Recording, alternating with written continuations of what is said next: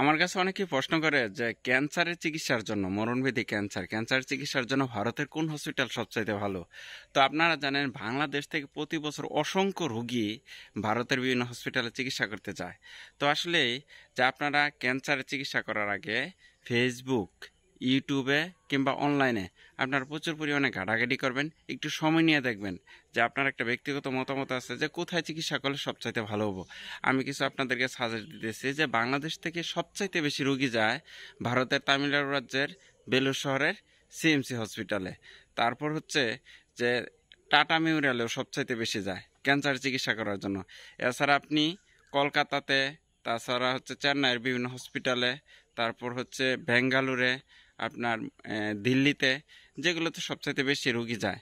তবে আমি আপনাদের কাছে ব্যক্তিগত মতামত জানাচ্ছি যেটা, যে ক্যান্সার চিকিৎসার জন্য আমি বেশ কয়েকবার গেছি, আমার নিজ অভিজ্ঞতা থেকে দেখছি যে আপনারা যদি টাটা মেমোরিয়াল প্লাস সিএমসি হসপিটালে যান তাহলে চিকিৎসার গুণগত মানটা সবচাইতে বেশি ভালো পাবেন। আর সিএমসি হসপিটাল হচ্ছে গবেষণাধর্মী প্রতিষ্ঠান, এখানে লং টাইম সময় নেয়। ওরা অনেক রিসার্চ করে একটা চিকিৎসা করার আগে, অনেক পরীক্ষা নিরীক্ষা করে তারপর ট্রিটমেন্ট দেয়। ক্যান্সার চিকিৎসাটা হচ্ছে এমন একটি চিকিৎসা, যদি ক্যান্সার না হয় তাহলে ক্যান্সার চিকিৎসা দেওয়ার কারণে অনেক সময় রোগী দ্রুত মারা যায়।